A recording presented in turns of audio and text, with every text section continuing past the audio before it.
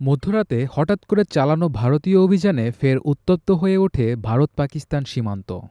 Operation সিন্দুর এর মাধ্যমে পাকিস্তান নিয়ন্ত্রিত কাশ্মীর সীমান্তে আঘাত হানে ভারত।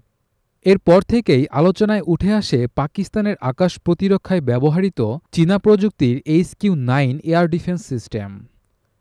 রাশিয়ার S-300 এর অনুকরণে তৈরি করা এই আধুনিক প্রতিরক্ষা ব্যবস্থা পাকিস্তান সংগ্রহ করেছিল আকাশ প্রতিরক্ষায় শক্তি বৃদ্ধির উদ্দেশ্যে। কিন্তু বাস্তব সংঘাতে এই প্রযুক্তি কতটা কার্যকর তা নিয়ে এখন উঠছে নানা প্রশ্ন। HQ-9 একটি মোবাইল ক্ষেপণাস্ত্র প্রতিরক্ষা ব্যবস্থা, যেখানে ট্রান্সপোর্টার ইলেকট্রো লঞ্চার ব্যবহার করে দ্রুত ক্ষেপণাস্ত্র ছোড়া সম্ভব।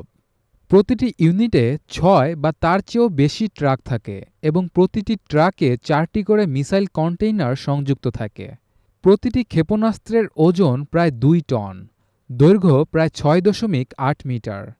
এটি শত্রু যুদ্ধবিমান, cruise missile, air to surface missile, এমনকি স্বল্প পাল্লার ব্যালিস্টিক মিসাইল প্রতিরোধে সক্ষম।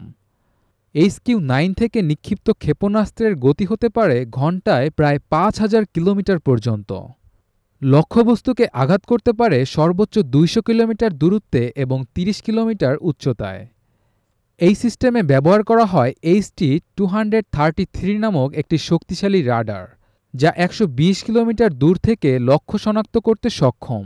একসাথে প্রায় ১০০টি লক্ষ্যবস্তু ট্র্যাক করতে পারে এবং ৫০টির বেশি টার্গেটে একযোগে আঘাত হানার ক্ষমতা রয়েছে। চীন ১৯৮০-র দশকে এই সিস্টেম তৈরির কাজ শুরু করে এবং ২০০৯ সালে তাদের ৬০তম বার্ষিক সামরিক প্যারেডে প্রথমবার প্রকাশ্যে আনে এটি। যুক্তরাষ্ট্রের প্যাট্রিয়ট ও রাশিয়ার S-300 সিস্টেম অনুকরণ করেই মূলত তৈরি করা হয় HQ-9।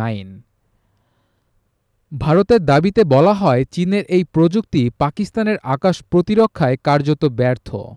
ইসলামাবাদ তাদের কয়েকটি যুদ্ধবিমান ভূপাতিত করার দাবি করলেও ভারতের পক্ষ থেকে তা উড়িয়ে দেওয়া হয়েছে।